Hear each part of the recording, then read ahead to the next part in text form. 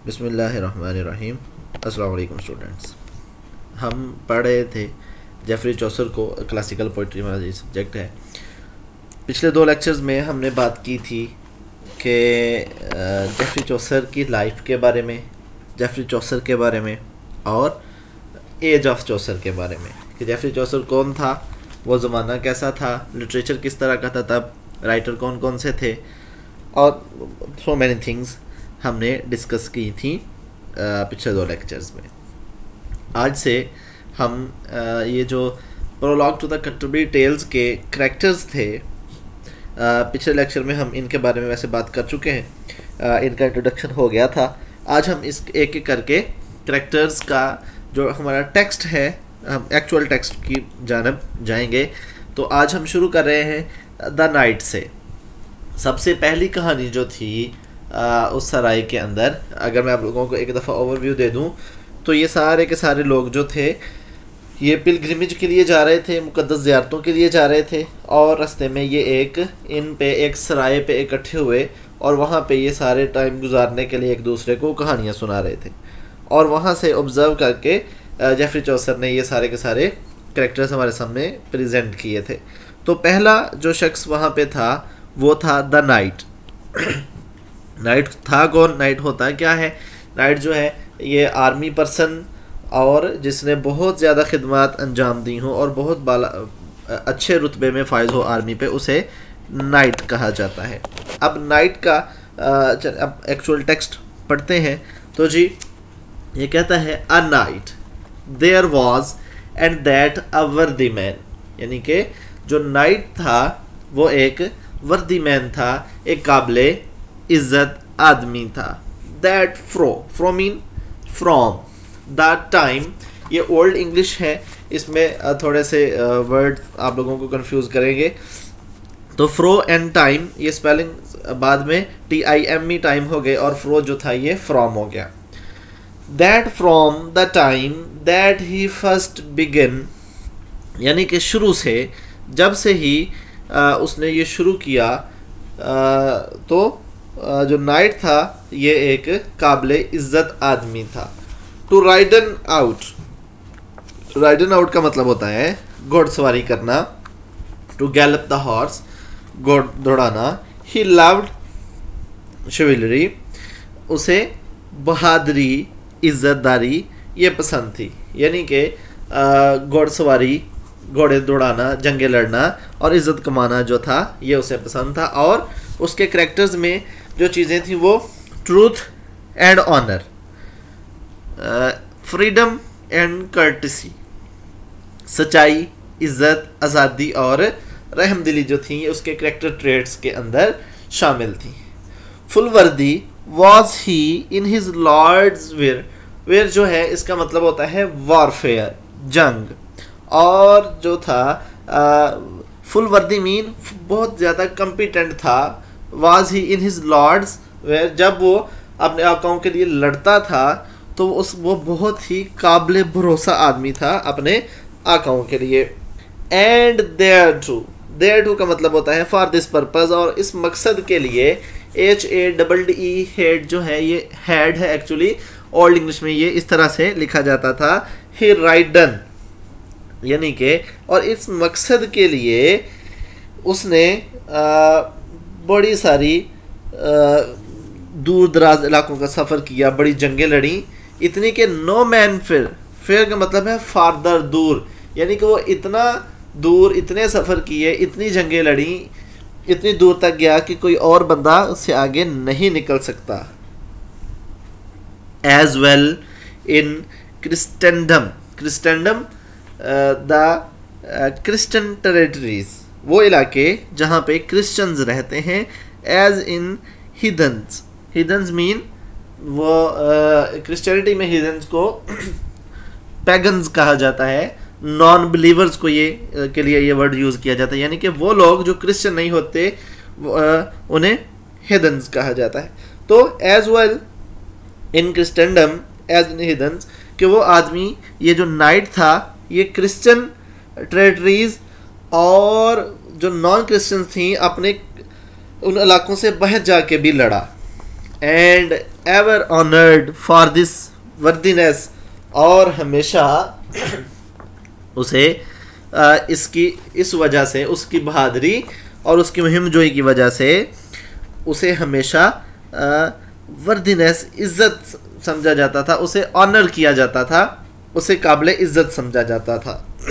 और at Alexander he was when it was won, Alexander mean Alexandria है यहाँ पे, और अलेक्जेंड्रिया जो था ये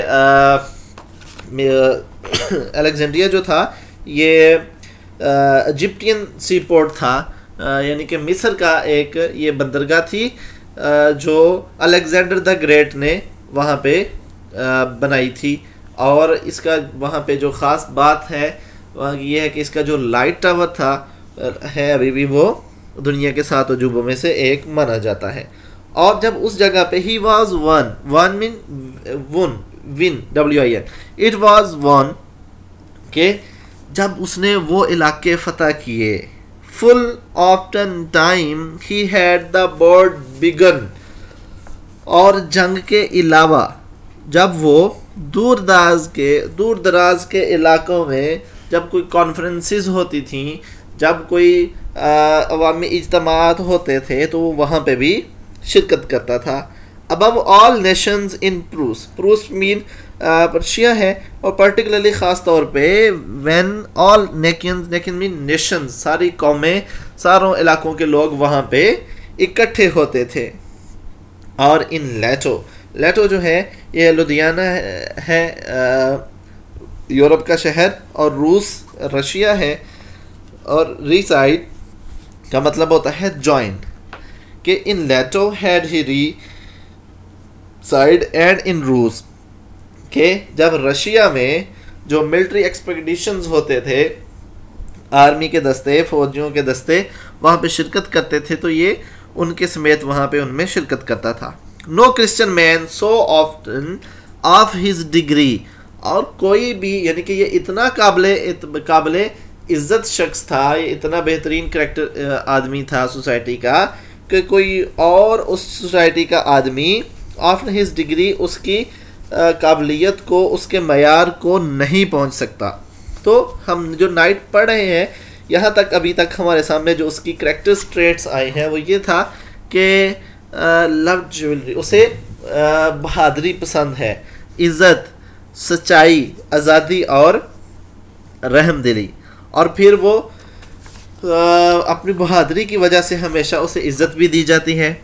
दूर दराज के इलाकों में जाके लड़ा है, जिसमें क्रिश्चियन टेरिटरीज़ और नॉन क्रिश्चियन टेरिटरीज़ भी उसके अंदर शामिल हैं। इसमें अभी तक हमने अलेक्जेंड्रिया का और रशिया का जिक्र पढ़ा, और फिर आगे देखें अगर तो इन कहता है in Granada at the siege eke had he be, और ग्रेनेड जो है, ग्रेनेड ये शहर है स्पेन का, और स्पेन अगर आप लोगों को पता हो तो ये कभी मुस्लिम टेरिटरीज हुआ करती थी, मोर जो सल्तनत थी वो वहाँ पे कायम थी। तो एट द सीज मतलब इसने वहाँ पे इज्जत कमाई, EAK का मतलब होता है also, had he be of Al Jazair and ridden in Belmarie mean Belmarine है, ये अब मोरक्को का शहर है। ये सारे के सारे इलाके वो बताए जा रहे हैं जहाँ पे उसने सल्तनतें, जहाँ पे उसने जंगें की, जहाँ पे वो जीता। एट लियज वाज ही है एंड एट स्टाइले, यानी कि ये कुछ और इलाके हैं जो आर्मीनिया के हैं, और ये जो स्टाइले है ये तुर्की का इलाका था। When they were won, जब ये जंग जीते, एंड इन द ग्रेट सी मतलब ये है वो मेडिटेरियन सी जो है उसे कहा जाता है, कि इन इलाकों के अलावा फिर उसने मेडिटेरेनियन जो सी था, जो समंदर है, वहाँ पे इसने जंग जीती। At many a noble army had he be, at many a noble army यानी कि फिर बहुत सारी जो काबिल कदर अफवाज थी उनके अंदर भी, उनके साथ रहकर भी इसने ये जंगें लड़ी। At mortal battles had he been 15, और जो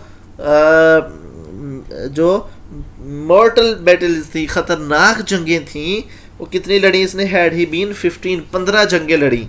and foughten for our faith at Tramissene, और ये जो क्रिश्चियन फेथ के लिए और OURE मतलब और है, और फेथ का वर्ड जो है इसके ख़ास तौर पे मुराद क्रिश्चियन फेथ है, क्रिश्चियन मज़हब के लिए ये एक और इलाका है ट्रमसीन, जहाँ के अल्जेरिया का इलाका है ये भी, वहाँ पे इसने जंगें लड़ी। फिर the lists thrice and I slain his foe, और जो जंगें इसने लड़ी दू बदू, बिल्कुल एक दूसरे हो के सामने, सिंगल कॉम्बैट जो थी। एंड ए स्लेन हिज फो, इसने अपने दुश्मनों को, थ्राइस 3 दफ़ा ऐसा हुआ कि एक अकेली जंग के अंदर अकेले ने अपने 3 दफ़ा दुश्मनों को इसने मारा। यानी कि अगर आप लोगों को पता हो तो पहले यूँ होता था कि जब जंग शुरू होती थी, जंग से पहले एक बहादुर आके ललकारता था दूसरी फ़ौज की को, आओ कोई है मेरे साथ लड़ने के लिए।